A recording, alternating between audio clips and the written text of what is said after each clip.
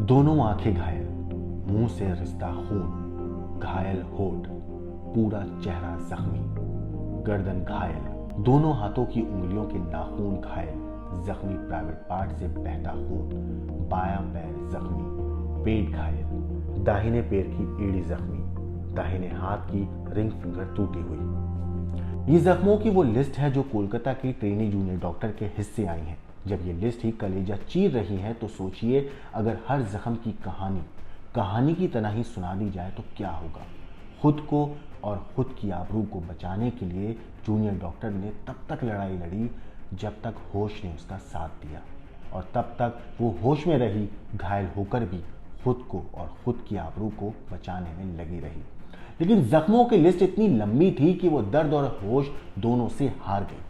अब वो वहशी उसे नजर भी नहीं आ रहा होगा, क्योंकि जिस चश्मे को उसने पहन रखा था उस चश्मे का गिलास भी टूटकर उसकी दोनों आंखों को घायल कर चुका था।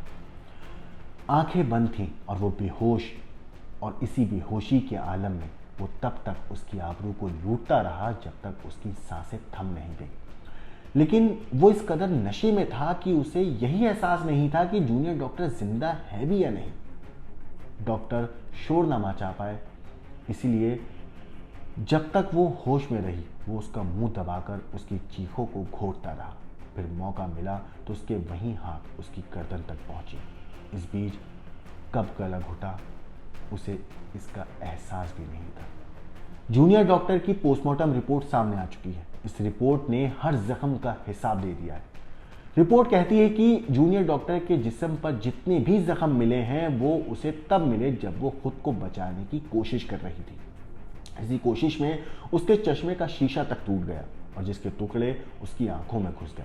दोनों आंखों से खून आने की यही वजह थी। चेहरे, नाक, मुंह पर जो जख्म थे वो इसलिए आए क्योंकि आरोपी लगातार उसे काबू करने की कोशिश कर रहा था। रिपोर्ट के मुताबिक प्राइवेट पार्ट पर जख्म के निशान तब आए जब जूनियर डॉक्टर बेहोश हो चुकी थी और वो अपना गुस्सा उतार रहा था। लेकिन आज से करीब 51 साल पहले एक ऐसा ही केस हुआ था जिसने इस देश के हर डॉक्टर, हर नर्स, या ये कहना गलत नहीं होगा कि हर इंसान की रूह को कपा दिया था।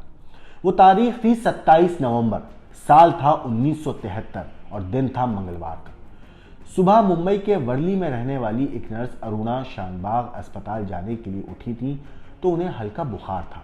उनकी भतीजी मंगला नाइक ने उनसे आराम करने की रिक्वेस्ट करी थी। दरअसल 25 साल की अरुणा के एक दांत में दर्द था। उनकी भतीजी ने कहा कि आप छुट्टी ले लीजिए, मगर अरुणा नहीं मानी। वो अस्पताल चली गई जहां से उनकी जिंदगी की दर्दनाक कहानी शुरू होती है। वहां रात को एक वार्ड बॉय ने अरुणा के साथ रेप किया। पकड़े जाने के डर से उसने कुत्ते की जंजीर से अरुणा का गला घोट दिया और उन्हें मरा समझकर वहां से फरार हो गया। हालांकि अरुणा मरी नहीं थी उस वक्त, मगर वो 42 साल तक जिंदा लाश बनकर रही। 50 साल पहले तकरीबन जिस तरह से अरुणा के साथ अस्पताल में ये दरिंदगी हुई, उसी तरह की हैवानियत अब कोलकाता के अस्पताल में हुई है, जिसे लेकर देश उबल रहा है।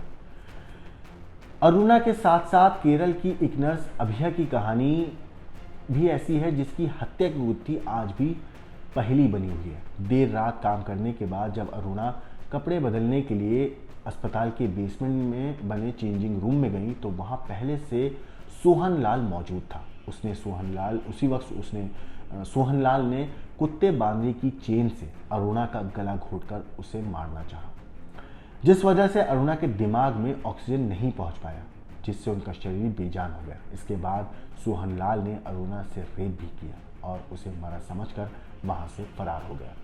मगर सुबह अस्पताल की सफाई करने वाले एक क्लीनर को अरुणा बेहोशी की हालत में वहां पड़ी मिली। इसके बाद इस सिरफिरे ने बदला लेने के लिए हंसती खेलती लड़की को बेजान कर दिया था। दरअसल KIM अस्पताल की डॉग रिसर्च लेबोरेटरी में काम करते हुए अरुणा को ये जानकारी मिली थी कि सोहनलाल नाम का एक वार्ड बॉय कुत्तों के लिए लाए जाने वाले मटन की चोरी करता है। इस बात को लेकर अरुणा और सोहनलाल की कहासुनी हो गई थी।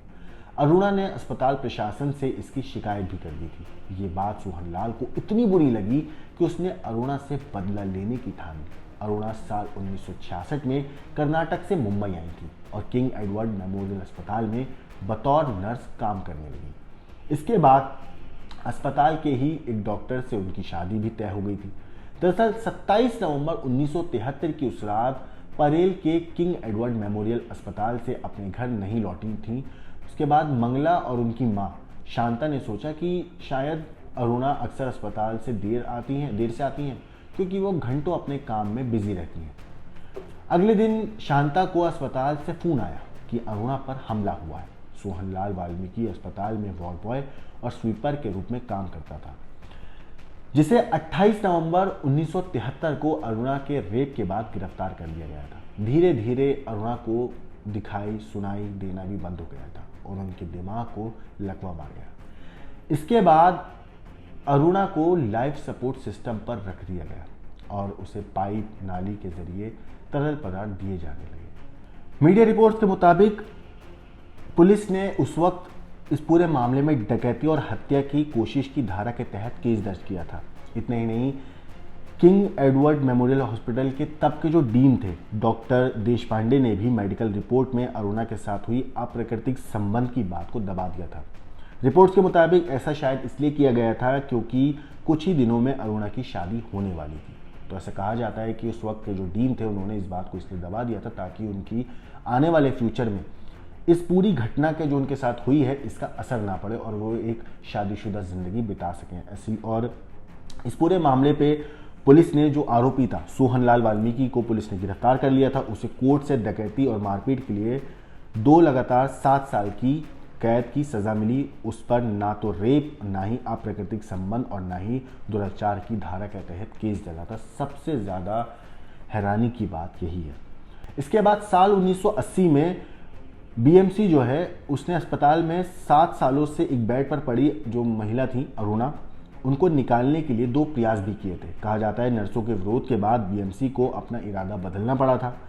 अरुणा की जो दोस्त थी पिंकी बिरमानी की ओर से इच्छा मृत्यु के लिए दायर याचिका पर 24 जनवरी 2011 को सुप्रीम कोर्ट ने फैसला सुनाया था। सुप्रीम कोर्ट ने अरुणा की इच्छा मृत्यु की याचिका स्वीकारते हुए मेडिकल पैनल गठित करने के आदेश दिया था। हालांकि 7 मार्च 2011 को कोर्ट ने अपना फैसला बदल दिया था।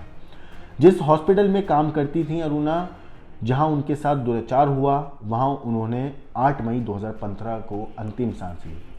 हालांकि कोर्ट में उन्होंने इच्छा मृत्यु की अपनी अर्जी डाली थी। कोर्ट ने शुरुआत में इसे स्वीकार भी किया था, पैनल भी गठन करने की बात आई थी, लेकिन बाद में अपना फैसला बदल दिया था। मगर जिस अस्पताल में उन्होंने अपनी पूरी ज़िंदगी बिताई, जिस अस्पताल में उन्होंने काम किया और जिस अस्पताल में उनके साथ इस पूरी दरिंदगी की वारदात हुई, जहां सोहनलाल ने कुत्ते की जंजीर से उनकी जान लेने की कोशिश करी, उसी अस्पताल में 18 मई 2015 को उन्होंने आखिरी सांस ली। सोचिए कि 51 साल इस केस को हो चुके हैं, लेकिन 51 साल के बाद इसी तरह का एक और मामला फिर से सामने आता है, जब कोलकाता के आरजीकर अस्पताल में 31 साल की एक जो ट्रेनी डॉक्टर थी, लेडी डॉक्टर, उनके साथ हैवानियत की सारी हदें पार करते हुए संजय रॉय ने पहले आबरू लूटी, इज्जत लूटी और फिर उसके बाद इतनी बेरहमी से मौत के घाट उतार दिया जिसे सुनने के बाद किसी की भी रूह कांप जाए।